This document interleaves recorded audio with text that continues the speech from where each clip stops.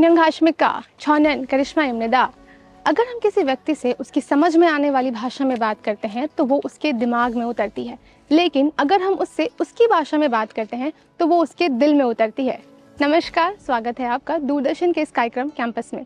Campus कार्यक्रम के इस अंक में आज हम आए हुए हैं सेंट्रल यूनिवर्सिटी ऑफ झारखंड के फॉरेन लैंग्वेज डिपार्टमेंट में, और यहाँ के स्टूडेंट्स और फैकल्टी से हम बात करेंगे लैंग्वेज लर्निंग और ग्लोबलाइजेशन पर।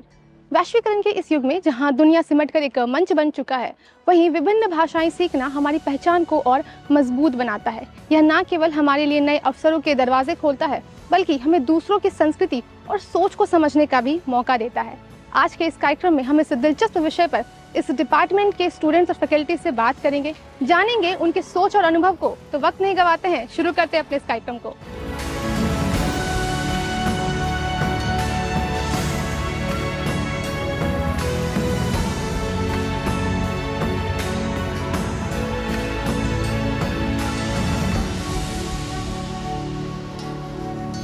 आपको क्या लगता है कि लैंग्वेज लर्निंग कैसे हमें ग्लोबल कम्युनिटी से कनेक्ट करने में मदद करता है? मुझे ऐसा लगता है कि एक लैंग्वेज लर्निंग ग्लोबल कम्युनिटी को ऐसे कनेक्ट करता है कि जब हम किसी भी अपने मदर टंग के अलावा दूसरे लैंग्वेज को सीखते हैं, तब हम उस लैंग्वेज के साथ साथ उसके कल्चर, उसके सोशल नॉर्म्स और उसके पॉलिटिक्स के बारे में भी जानते हैं। एक लैंग्वेज सिर्फ उसके वोकैब्स, उसके ग्रामर या सिंटैक्टिकल रूल्स को नहीं बताता है, बल्कि साथ में ही उसके ग्राउंड लेवल्स, नेटिव फॉर्म में जो भी चीज़ अप्लाई होती हैं उस कंट्री में, या फिर जो भी लैंग्वेज हम लोग सीख रहे हैं उस चीज़ को भी दर्शाता है। एक दूसरे ग्लोबल लैंग्वेज को सीखना लोगों को ग्लोबली कनेक्ट करने में हेल्प करता है, उसके इंटरकनेक्टेडनेस को बढ़ाने में हेल्प करता है, और साथ ही लोगों की जो कल्चरल एक्सचेंज है वो एक दूसरे के साथ एक्सचेंज करने में भी हेल्प करता है। ग्लोबल लैंग्वेज जब हम सीखते हैं तब हम इस बात का भी ध्यान रखते हैं कि किस तरीके से हम एक कल्चरल पर्सपेक्टिव से किसी भी चीज़ों को जानते हैं, समझते हैं और सीखते हैं। अब कभी भी ग्लोबल लैंग्वेज जब हम सीखते हैं तब हम उसके ना ही सिर्फ कल्चरल फॉर्म को जानते हैं, बल्कि उसके अप्लाइड सोशल नॉर्म्स जो हैं, जो उसके फूड कल्चर है, जो उसके क्लॉथिंग कल्चर है, उसको भी हम जानते हैं। तो इस तरीके से हम बता सकते हैं कि एक जो लैंग्वेज है वो हमें एक ग्लोबल तरीके से कैसे कनेक्ट करता है, इधर इन द प्राइवेट वे और in the profession way. After learning foreign language, we can connect with global because after 90s, due to the age of globalization, language is the most constrained barrier work between us and through connect the world. But after learning foreign language, we can connect to the whole world, understand the culture, food, festival, and difference between thinking of us on the basis of prospectus, economic development, cultural development, historical development, as well as in the each and every sector, in the sector of health, in the sector of education, in the sector of livelihood, understanding development. After learning the foreign language, we can connect with each other and see the actual difference between us and the developing country and underdeveloping country and developed country. मुझे ऐसा लगता है कि कोई भी नई भाषा को सीखने के लिए हम न केवल उस भाषा के व्याकरण और उसके शब्दों को पढ़ते हैं, बल्कि उस भाषा को बोलने वाले लोगों की सोच और उनकी संवेदनाओं को भी पढ़ते हैं, और साथ ही साथ जिस संस्कृति में वो लोग रहते हैं। तो नई भाषा को सीखते ही सीखते हम उनकी संस्कृति को समझते हैं, जो हमें हेल्प करता है बेटर कम्युनिकेट करने में और एम्फसाइज करने में उन लोगों के साथ, जिससे कि ग्लोबल कम्युनिटी में एक बिलोंगिंग फॉस्टर्स होते हैं।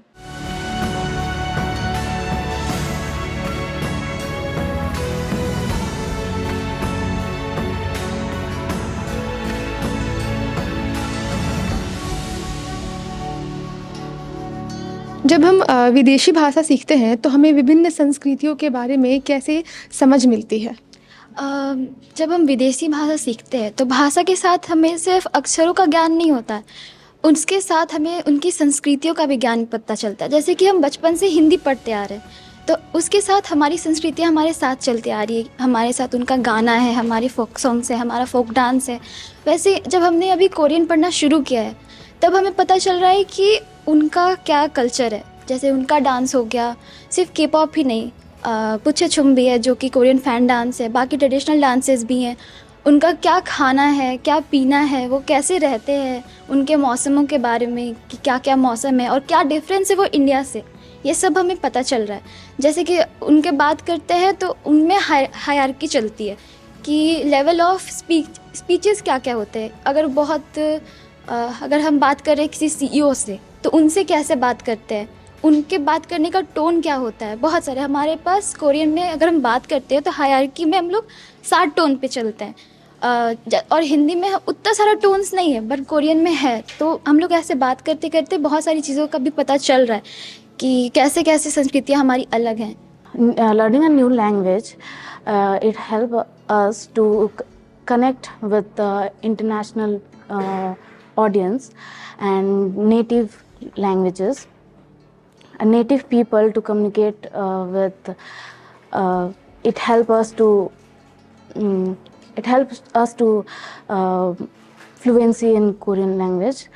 जैसा कि मैं कोरियन की छात्रा हूँ तो कोरियन के बारे में बताऊँगी कि जैसे कि हमारे यूनिवर्सिटी में टैंडम क्लासेस होते हैं, तो टैंडम क्लासेस में क्या होते हैं कि हम नेटिव कोरियन से बात करते हैं through zoom meeting. Tandem classes में हम वहाँ के रिचुअल्स के बारे में जानते हैं और फ्री टॉक्स होते हैं हमारे।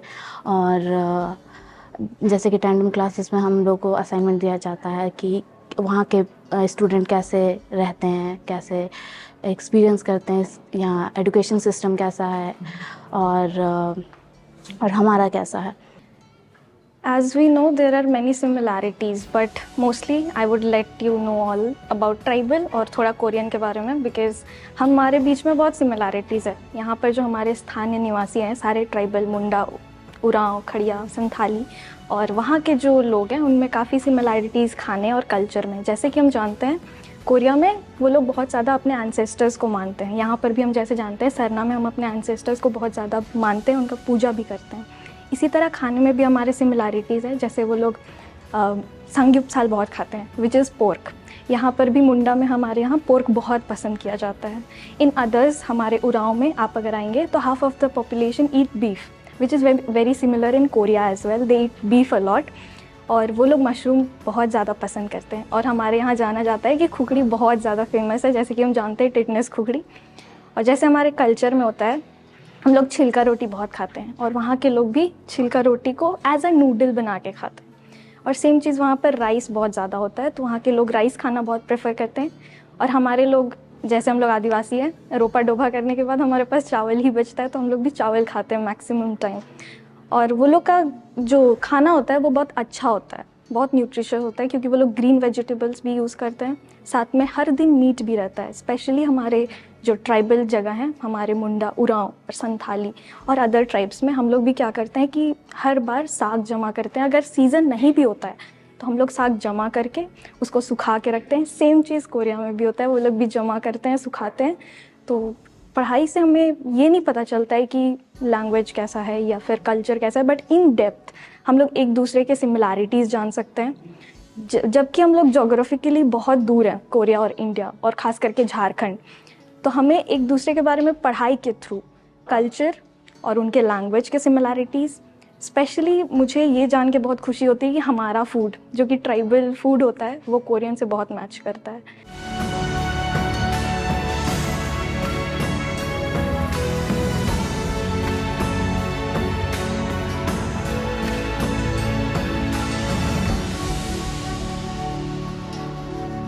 वैश्वीकरण के इस युग में हमारे लिए विभिन्न भाषाएं सीखना कैसे हमारे करियर ऑप्शंस को और बढ़ाता है? आजकल ग्लोबलाइज वर्ल्ड का ज़माना है, तो इसमें मल्टी लैंग्वेज स्किल्स का बहुत सारा ऑप्शंस है।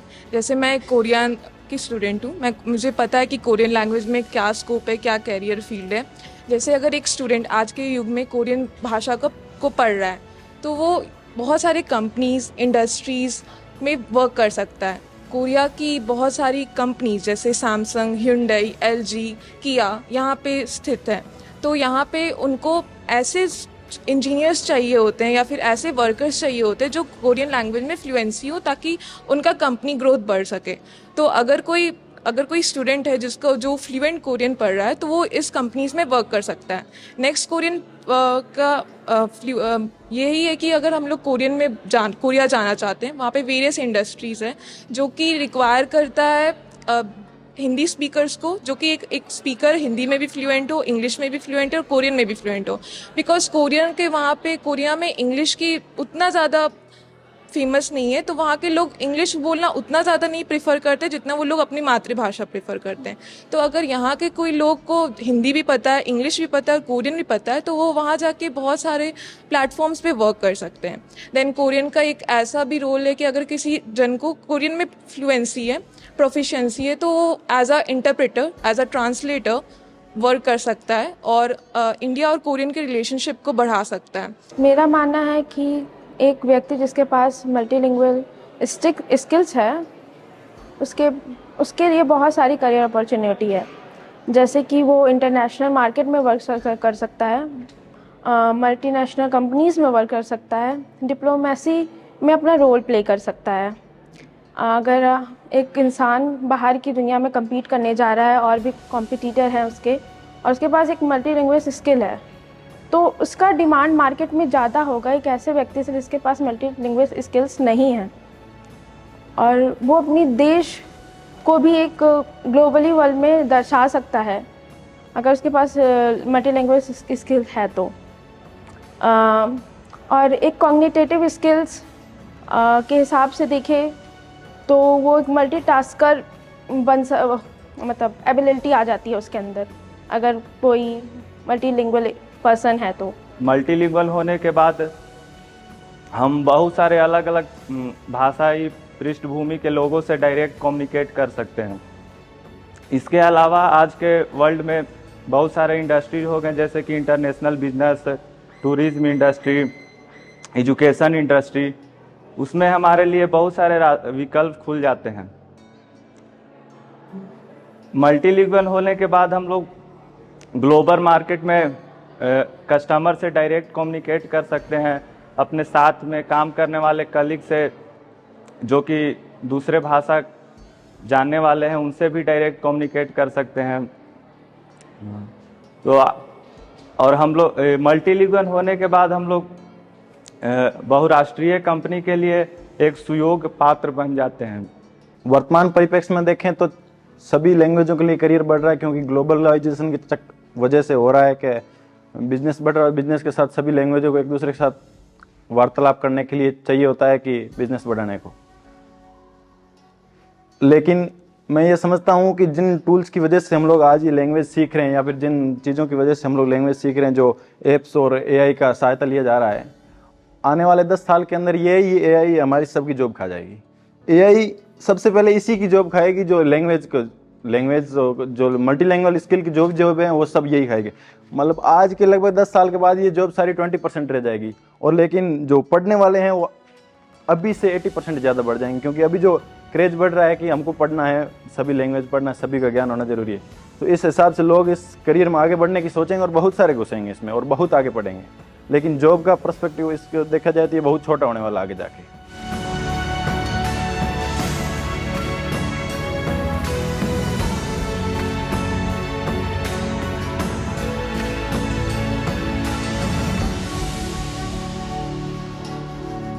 विदेशी भाषा सीखने के लिए आप कौन से टूल्स जैसे कि ऐप्स हो गए या फिर कोर्सेज को अवेल करते हो?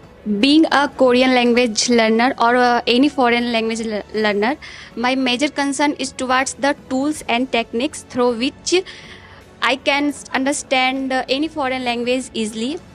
There is a lot of apps like we have Kakao Talk, Duolingo.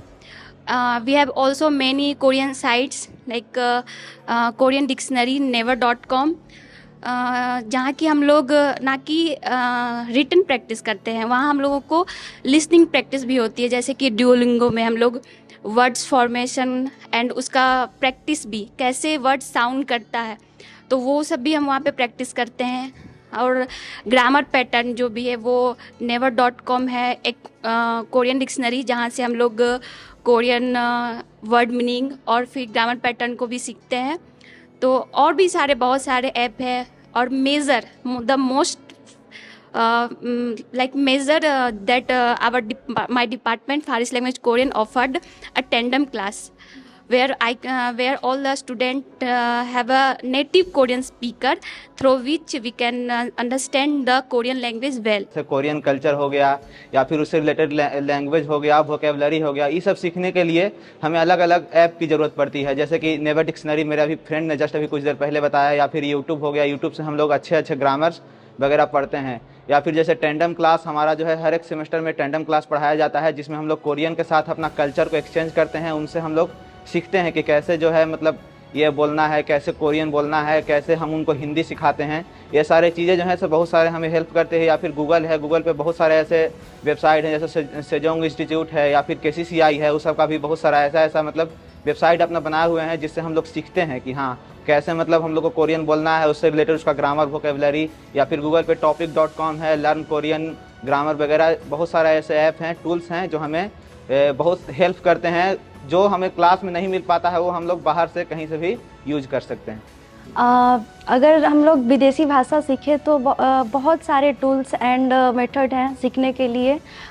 हमारे डिपार्टमेंट में सबसे पहले टेंडम क्लास की व्यवस्था है, जो हमें बहुत ज़्यादा हेल्प करती है। यहाँ की भाषा ही नहीं, हम लोग कल्चर एक्सचेंज करते हैं।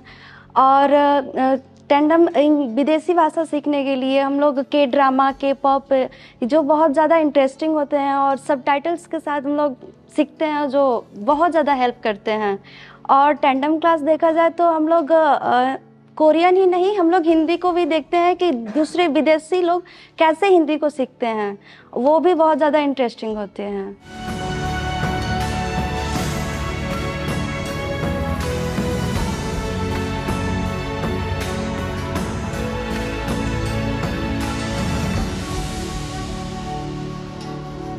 आपको लगता है कि ग्लोबलाइजेशन के इस एरा में लैंग्वेज बैरियर एग्जिस्ट करता है, और अगर करता है तो उसको हम कैसे ओवरकम कर सकते हैं? I think in this global era, language barrier still exists, as we can say, none of us is here who can speak all the languages or every languages that exist in this world. In fact, some of us are not able to speak our own languages, that is our regional language. So in this global era, language barriers still exist, and we can overcome this through learning the languages if we are interested in them. Like if we are attracted towards any culture or any dramas or in TV shows, we can watch them with first we can watch them with subtitles, or and in this way we can overcome this that barrier that exists. हर देश का एक अलग अलग languages होता है। हर देश की भाषा ज़रूरी नहीं है कि हर एक इंसान बोल सके। हर इंसान इंग्लिश जानते हैं, बट कुछ कुछ देश ऐसे हैं जहाँ पे लोगों को इंग्लिश इतनी उच्च स्तर पे नहीं पढ़ाई जाती है। जैसे चाइना हो गया, चाइना में कई जगह ऐसे कई लोग होते हैं जिन्हें इंग्लिश नहीं आती है, तो उन्हें कई जगहों पे ये चीज़ फेस करने को मिलता है कि लोग जो फॉरेनर्स आते हैं उनके देश में, जो विज़िट करते हैं उस देश को, वो नहीं कांटेक्ट कर पाते हैं। हालांकि अभी जैसे हम लोग यहाँ पे चाइनीज़ पढ़ते हैं तो हमें भी ऐसा लगता है, हमारे दिमाग में पहले ये पर्सपेक्टिव बैठा हुआ था कि हाँ चाइना के लोग ऐसे ऐसे हैं, लेकिन यहाँ पे पढ़ने के बाद हमें ऐसा पता चलता है कि नहीं, हमारा पर्सपेक्टिव और रियलिटी दोनों बहुत डिफरेंस है, दोनों में बहुत बड़ा डिफरेंस है। तो चाइनीज़ या कोई भी और लैंग्वेज पढ़ के हमें उस जगह की कल्चर, उस जगह की लोगों के बारे में, उस जगह के चीज़ों के बारे में पता चलता है। वैश्वीकरण के दौर में भाषाओं की वजह से जो कठिनाइयों का सामना करते हैं हम, वो आज भी इस दौर में आती हैं, क्योंकि कठिनाइयाँ इसलिए दूसरी भाषाओं की वजह से कठिनाई का सामना करना पड़ रहा है, क्योंकि सारे जितने भी लोग हैं इस वैश्वीकरण में, सारे लोग एक भाषा का प्रयोग नहीं करते हैं, जिसके कारण हमें उनकी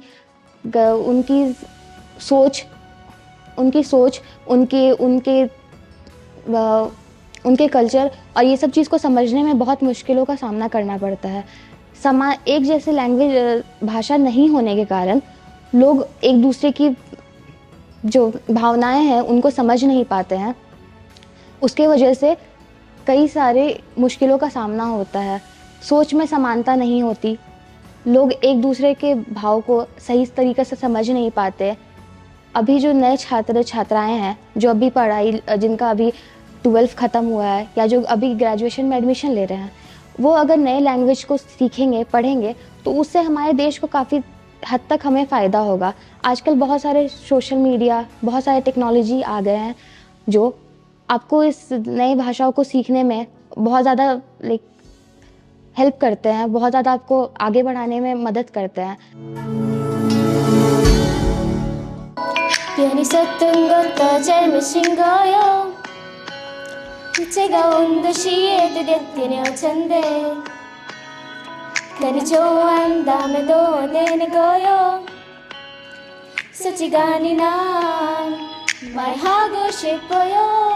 Sarja ani sarajima, nimai bojo ani bojijima, hari serengori musungini misuman koige nadmanna bulleo.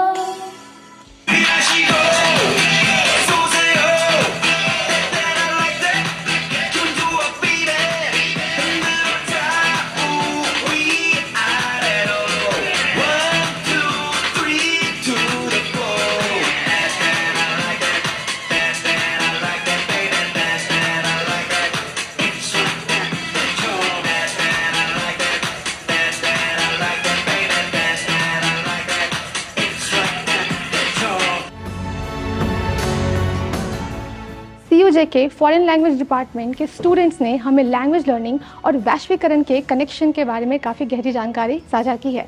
इन्होंने बताया कि कैसे हम अपनी मातृभाषा के साथ साथ और भी विभिन्न भाषाओं की जानकारी ले सकते हैं और कैसे हम इसमें अपना करियर बना सकते हैं। स्टूडेंट से तो हमने बात कर ली, काफ़ी हमसे उन्होंने गहराई में जानकारी साझा की है। अब चलिए यहाँ के फैकल्टी से बात करते हैं, देखते हैं कि वो क्या अपना रोशनी डालते हैं इस विषय पर।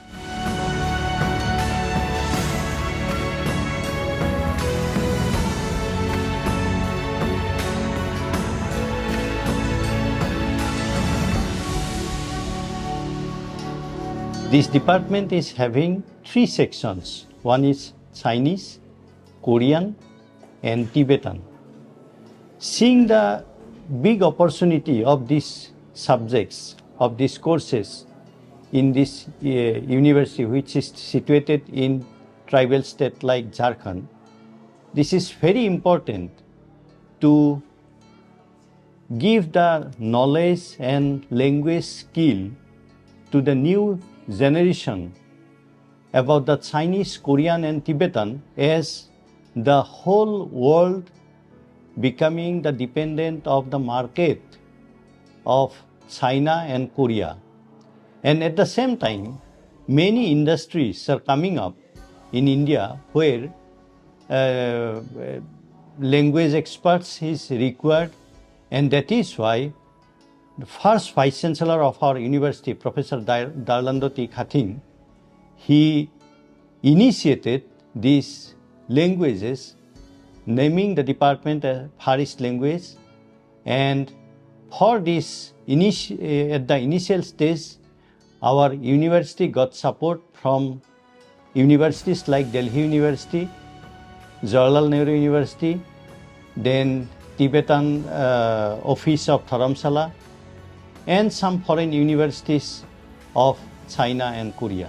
I am very hopeful that our students as well as our university will be come to a #1 position in all over world through our students, bright students of Chinese and Korean languages. जैसा कि innovative teaching method कहा जाए तो teaching में वैसे तो बहुत सारा मेथड है और हम लोग मुझे भी पढ़ाते हुए लगभग 12 साल हो गया।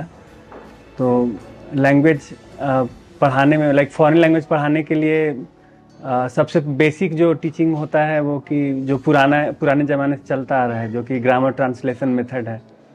तो जिसमें कि हम लोग कोई लैंग्वेज में सेंटेंस दिए और फिर बच्चे उसको ट्रांसलेट किए, उस ऐसे पहले पढ़ाया जाता था ट्रेडिशनली। फिर ड्रिल वाला मेथड था, जैसे एक्सप्रेशन बहुत सारा जो है फॉरेन लैंग्वेज का जैसे मान लीजिए कोरियन है, तो कोरियन का एक्सप्रेशन देके और उसको बच्चों से पूरा प्रैक्टिस कराया जाता था, जो कि आर्मी में भी यूज होता था। लेकिन अब जो है हम लोग 21वीं सदी में आ गए हैं, तो अभी बहुत सारा मेथड जो है चेंज हो गया है। पहले था कि केवल लैंग्वेज लैब में जैसे कैसेट वगैरह ऑडियो बच्चों को सुना के और फिर उसका प्रैक्टिस कराया जाता था। तो आजकल जो है हम लोग क्लिप वगैरह, वीडियो क्लिप दिखा के या ड्रामा का, कोरियन ड्रामा का क्लिप दिखा के, और उसमें जो पर्टिकुलर सिचुएशन में कोई एक्सप्रेशन कैसे यूज होता है, जैसे मान लीजिए थैंक यू है तो कोरियन में बोलते हैं खामसाहामनिदा। फिर इसी का और भी डिफरेंट स्पीच लेवल है, जैसे खामसाहामनिदा, खुमापसिमनिदा, खुमावयो, फिर सुगो हैसयो, ऐसे करके बहुत सारा एक्सप्रेशन है। लेकिन सबका जो है different situation wise use different है। तो फिर इसको बताने के लिए हम लोग जैसे वीडियो क्लिप दिखा के और बच्चों को एक्सप्लेन करते हैं। एक विदेशी भाषा है और यहाँ पे हमारा एनवायरनमेंट लैकिंग है, चीनी लोग हमारे बच्चों को नहीं मिलते हैं, तो सुनने और बोलने के लिए वो जो एक लिमिटेशंस है यहाँ पर, नेटिव टीचर्स का इशू है। तो उसके लिए हम लोग क्या इनोवेटिव आइडियाज़ अपनाते हैं। तो आज के दौर में इंटरनेट है, कई सारे सोशल मीडिया प्लेटफॉर्म्स हैं, कई सारे प्लेटफॉर्म्स जहाँ की through Chinese serials, Chinese movies हम लोग क्लासरूम की टीचिंग के अलावा बच्चों को शेयर करते हैं, जो कि साथ साथ पढ़ाई के क्लासरूम टीचिंग के अलावा उनको कुछ असाइनमेंट्स देते हैं। और जो इंटरैक्टिव वीडियोस होते हैं उसको तो हम अपने जो ओरल एग्ज़ाम जो कि होता है हमारा चाइनीज़ स्पोकन का जो एक पेपर होता है उसका पार्ट बनाते हैं। तो फिर टेक्स्ट बुक के अलावा ऑडियोज़ एंड वीडियोज़ के थ्रू भी बच्चे अपना भी वीडियोज़ प्रिपेयर करते हैं। तो we do encourage our students कि क्लासरूम टीचिंग के अलावा वो चाइनीज़ अपने चाइनीज़ कॉर्नर्स हम लोग वो भी बच्चों को एनकरेज करते हैं कि चाइनीज़ कॉर्नर बना के फिर चाइनीज़ फ्रेंड्स क्रिएट अपने से कांटेक्ट करके, और चाइनीज़ सीरियल्स एंड मूवीज़ के थ्रू भी बच्चे काफ़ी इंटरेस्टिंग वेज से चाइनीज़ सीखने में उनको मदद मिलती है। वैश्वीकरण के इस दौर में जब दुनिया तेजी से ग्लोबल विलेज बन रही है, वहीं लैंग्वेज लर्निंग अब केवल बातचीत का माध्यम नहीं रहा, यह हमें विभिन्न संस्कृति को समझने और विश्व स्तर पर जुड़ने का एक महत्वपूर्ण साधन भी बन चुका है। यह न केवल हमारे व्यक्तिगत और हमें पेशेगत विकास की ओर ले जाता है, बल्कि हमें वैश्विक नागरिक के रूप में अपनी भूमिका निभाने के लिए तैयार भी करता है। इसलिए हम सभी को नई नई भाषाएं सीखना चाहिए और अपनी मातृभाषा के महत्व को भी समझने का प्रयास करना चाहिए। आशा करते हैं आज के इस कार्यक्रम में हम भाषा और वैश्वीकरण के महत्व को समझाने में आप तक सफल रहे होंगे। इसी के साथ हमें दीजिए इजाज़त, हम फिर मिलेंगे आपसे कैंपस प्रोग्राम के अगले अंक में। तब तक के लिए शेषे ताचिया।